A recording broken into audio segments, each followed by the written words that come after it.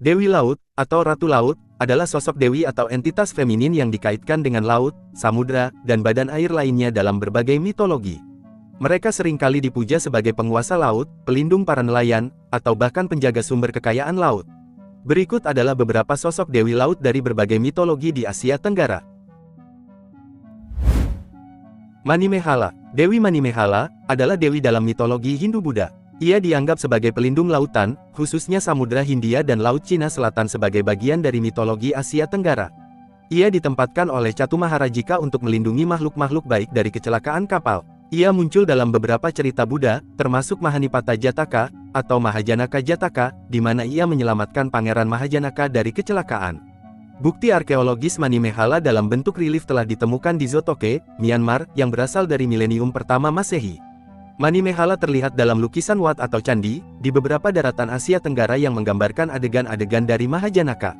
Di Thailand dan Kamboja, ia dianggap sebagai dewi petir dan lautan. Manimehala dan Ramasura. Kisah Manimehala dan Ramasura disebutkan berkali-kali dalam sastra klasik Kamboja dan Thailand. Kisah ini menggambarkan Manimehala bersama dengan Ramasura, biasanya dianggap sebagai gambaran para Surama dan Arjuna. Menurut legenda, fenomena petir dan guntur dihasilkan dari kilatan bola kristal Manimehala dan suara kapak Ramasura saat ia mengejarnya di langit. Tinhau atau Mazu. Tinhau atau Mazu adalah dewa penting dalam kepercayaan orang Tionghoa dan orang Vietnam yang berasal dari Tionghoa. Konon, kelahirannya membawa aroma harum dan cahaya cemerlang. Dikenal pula dengan sebutan Mazu atau Mako, karena hidupnya yang sederhana dan gemar berbuat kebaikan, masyarakat memanggilnya Lin San Ren, yang artinya Lin orang yang baik. Ia dianggap sebagai dewi pelindung para nelayan dan pelaut, dan sangat dihormati dalam ajaran Buddha dan Taoisme di negara-negara Asia Timur, beberapa negara Asia Tenggara, dan khususnya di Taiwan. Hari peringatannya adalah tanggal 23, bulan ketiga kalender lunar setiap tahun. Kultus Tian Sang Sengmu, terutama berkembang pada wilayah pesisir pantai di mana penduduknya bergantung dengan aktivitas kelautan. Semenjak zaman dinasti Song sampai dinasti Qing, tidak kurang dari 28 gelar kehormatan yang dianugerahkan oleh kerajaan kepada sosok ini. Gelar tersebut antara lain, Furen, yaitu Nyonya Agung, Tian Ho, atau Tian Fei, yang artinya permaisuri surgawi, Tian Sang Sengmu, dan Mazupo, yang artinya nenek Mazu. Diberkahi dengan kekuatan sihir, ia terbang di atas lautan dan meluncur di atas ombak, untuk menyelamatkan mereka yang dalam bahaya. Ia adalah salah satu dewi yang paling banyak disembah di kalangan orang Tionghoa perantauan, yang melakukan perjalanan menyeberangi lautan untuk menetap di negeri baru. Dewi Lidagat. Orang-orang dari suku Visaya kuno di Filipina, menganggap Lidagat sebagai penguasa lautan, dan ketika ia lahir, ibunya memberinya kekuasaan atas wilayah perairan. Ia sering digambarkan sebagai wanita cantik dari lautan, beberapa menggambarkannya memiliki tubuh yang terbuat dari air, ombak sebagai rambut, ikan-ikan dan manusia duyung sebagai teman, sementara yang lain menganggapnya memiliki penampilan yang sama persis seperti manusia duyung, atau putri duyung. Ia sangat dihormati di zaman kuno sebagai dewi kehidupan laut, dan karena itu ia dianggap sebagai dewi bagi para nelayan.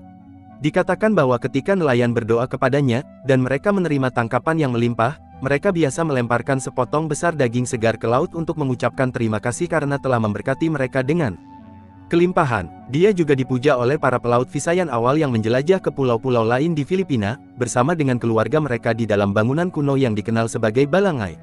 Mereka berdoa kepadanya agar airnya tenang dan mereka dapat mencapai daratan dengan selamat, tanpa harus mengalami nasib sial menghadapi tsunami, hiu, atau pusaran air. Hewan sucinya adalah hiu, lumba-lumba, butanding atau hiu paus, dan dugong. Ada kepercayaan lama di suku Visayan, bahwa jika melihat lumba-lumba berenang di dekat perahu atau bermain-main di laut adalah tanda keberuntungan dan pelayaran yang aman, dan jika membunuh makhluk-makhluk yang menyenangkan ini tanpa meminta izin terlebih dahulu dari Lidagat akan mendatangkan murkanya. Ulek Mayang. Ulek Mayang adalah sebuah lagu dan tarian sakral yang berasal dari suku Melayu. Lagu Ulek Mayang pada awalnya merupakan mantra yang digunakan oleh seorang dukun untuk menyembuhkan seorang nelayan yang terjebak di alam peri. Mayang yang merupakan salah satu lagu daerah masyarakat Melayu Terengganu, hingga kini masih kerap dikaitkan dengan unsur mistis dan menyeramkan. Stigma tersebut muncul karena asal-muasal lagu tersebut, yang konon katanya merupakan mantra yang dilantunkan dalam ritual untuk mengusir roh jahat. Tak heran, ada yang mengaku mendengarkan lagu dan menonton tari Ulek Mayang secara utuh bukan saja bisa membuat bulu kuduk meremang, bahkan ada yang sampai kerasukan. Kisah di balik lagu Ulek Mayang konon terjadi ratusan tahun lalu saat sebagian besar masyarakat masih menganut kepercayaan animisme. Lirik asli lagu tersebut menggambarkan perjuangan seorang dukun melawan 7 putri dari alam peri yang mengganggu seorang nelayan. Pria itu kehilangan kesadaran setelah ia dan teman-teman pemancingnya jatuh ke laut ketika perahu yang mereka tumpangi dihantam badai. Mereka kemudian terdampar di pantai, dan semua nelayan sadar kembali tak lama kemudian, kecuali pria itu. Masyarakat saat itu percaya bahwa roh lelaki tersebut terperangkap di alam peri karena tertarik pada 7 putri tersebut. Sang dukun melakukan ritual untuk memulihkan sang nelayan, sebelum bertarung melawan putri peri, satu demi satu. Pertarungan berlangsung sengit sebelum sang dukun berhasil membangunkan pria itu. Semua putri peri berhasil dibujuk untuk kembali ke tempat asal mereka dan melupakan niat mereka untuk menaklukkan para nelayan yang menjadi korbannya. Meskipun beberapa orang percaya bahwa ketujuh peri bersaudara itu berasal dari laut, orang-orang zaman dahulu percaya bahwa para putri itu sebenarnya tinggal di sebuah bukit yang sekarang disebut Bukit Puteri. Bukit yang luasnya 0,69 hektar dan tingginya sekitar 200 meter di atas permukaan laut itu saat ini terletak di seberang Pasar Kedai Payang, Kuala Terengganu. Bagi penduduk setempat, Bukit Puteri diambil dari nama 7 bersaudara putri bunian yang dipercaya menjadi penjaganya. Putri Mandalika, masyarakat suku Sasak di Pulau Lombok, hingga saat ini masih menyimpan sebuah legenda yang bernilai sakral tinggi tentang Putri Mandalika, putri laut yang mengorbankan dirinya berubah wujud dan menjadi santapan penduduk setempat. Dalam ritual Baunyale, yaitu upacara menangkap sejenis cacing laut, masyarakat Sasak mempercayai jika cacing laut aneka warna yang muncul ke permukaan air laut tersebut adalah jelmaan dari Putri Mandalika. Putri Mandalika dipercaya keberadaannya oleh masyarakat Sasak di Pulau Lombok, Nusa Tenggara Barat. Ia dikenal sebagai sosok putri idaman oleh masyarakat setempat. Suatu hari, diadakan sebuah sayembara untuk memperebutkan Putri Mandalika sebagai istri. Tak disangka, terjadi kerusuhan hebat. Sang putri pun memilih terjun dari atas bukit karang ke tengah laut agar kerusuhan mereda. Kini nama Putri Mandalika diabadikan sebagai nama kawasan wisata di NTB. Mandalika saat ini namanya sedang naik daun karena perhelatan salah satu seri MotoGP di sirkuit Mandalika yang berada di kawasan wisata ini. Dewi Lanjar. Dewi Lanjar adalah sosok legendaris dalam mitologi Jawa yang dikenal sebagai penguasa gaib Laut Utara, khususnya di wilayah Pekalongan, Jawa Tengah. Nama Lanjar berasal dari istilah Jawa yang merujuk pada perempuan muda yang telah bercerai tanpa memiliki anak. Dalam cerita rakyat, Dewi Lanjar awalnya bernama Rara Kuning, seorang janda muda yang memutuskan untuk meninggalkan kampung halamannya karena kesedihan mendalam. Dalam perjalanannya, Rara Kuning bertemu dengan Panembahan Senopati dan Mahapati Singoranu yang menyarankannya untuk bertapa di pantai selatan guna bertemu dengan Kanjeng Ratu Kidul, penguasa Laut Selatan.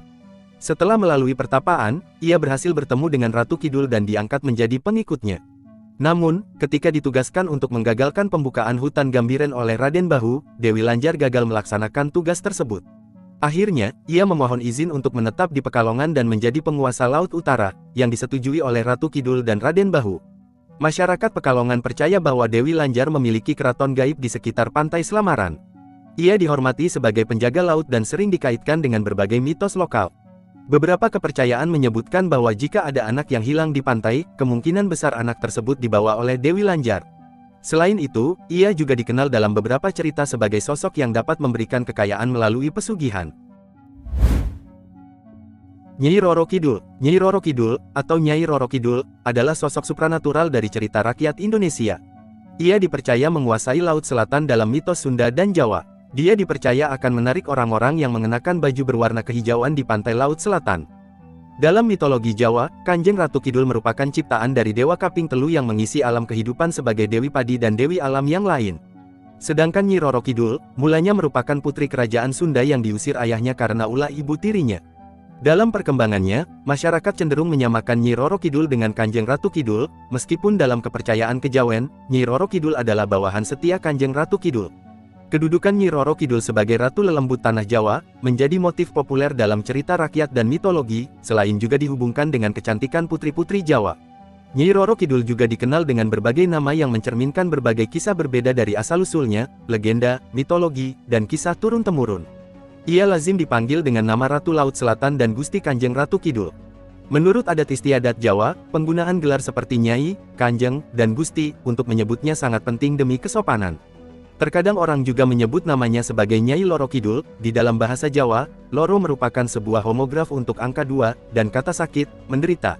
Sementara bahasa Jawa Rara, atau Roro, memiliki arti gadis. Seorang ortografer Belanda memperkirakan terjadinya perubahan dari bahasa Jawa kuno Roro menjadi bahasa Jawa baru Loro, sehingga terjadi perubahan arti dari gadis cantik menjadi orang sakit. Masyarakat Sumatera Utara dan Aceh juga mengenal sebuah legenda bahu reksa lautan yang perkasa. Dikenal sebagai legenda Putri Hijau, putri yang dikenal sangat rupawan ini menjadi penghuni sebuah negeri di dasar laut. Konon lokasinya di sekitar Pulau Berhala. Di tanah Batak sekalipun, di kawasan pegunungan dan jauh dari pesisir, nyatanya juga mengenal mitos ini. Si Boru Biding Laut, demikianlah nama putri itu diduga sebagai sinonim dengan Kanjeng Ratu Kidul di Jawa. Legenda ini tidak terlepas dari kisah raja-raja Batak sebagai nenek moyang etnis tersebut. Kita bergeser ke Indonesia Timur, di sana pun ditemui mitos yang berisi pemujaan terhadap penguasa laut.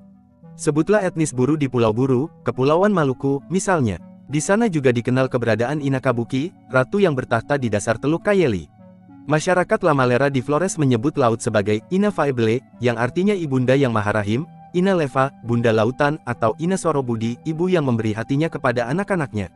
Sedangkan jika menjejak Pulau Dewata, mitos ini juga ditemui. AAKD Sri Yudari dalam disertasinya, Persepsi Masyarakat Terhadap Mitos Ratu Kidul di Pesisir Bali Selatan, Kajian Wacana Naratif, mencatat bahwa masyarakat Bali memiliki dua versi perihal penguasa lautan. Pertama, versi kejawen yang disebut Kanjeng Ratu Kidul. Kedua, versi lain dari komunitas tertentu di Bali, yang memaknai Ratu Kidul sebagai istilah yang merujuk pada Dewi Pelindung dan penjaga sumber mata air atau Tirta. Nama penyebutannya beragam, seperti Dewi Danu, Dewi Gangga, Ratu Niyang Sakti, Ratu Biang Sakti, Ratu Ayu Mas Manik Tirta, Ratu Gede Sekaring Jagat, Ratu Ayu Mas Kentel Bumi, hingga Ratu Ayu Manik Macorong, dan Gusti Blembong. Bahkan, Ratu Gede Dalempet pun tak sesekali diistilahkan sebagai Ratu Kidul. Beberapa artefak yang menandai kepercayaan masyarakat Bali atas Dewi Laut ini bisa dijumpai di Hutan Segara Rupek, Pantai Pengambengan, Pantai Rambut Siwi, Pura Segara Watu Klotok, Pura Dalempet, dan sejumlah tempat suci yang terletak di pesisir pantai. Pemujaan terhadap dewi-dewi laut ini mencerminkan pentingnya laut dan kehidupan maritim dalam budaya dan kepercayaan masyarakat Asia Tenggara, serta harapan akan keselamatan dan keberkahan dalam menghadapi tantangan di laut. Itulah penjelasan mengenai kisah dewi-dewi penunggu laut di Asia Tenggara yang diselimuti mitos. Legenda Dewi Laut tetap hidup dalam budaya masyarakat pesisir Asia Tenggara, mencerminkan kepercayaan dan tradisi yang diwariskan secara turun-temurun.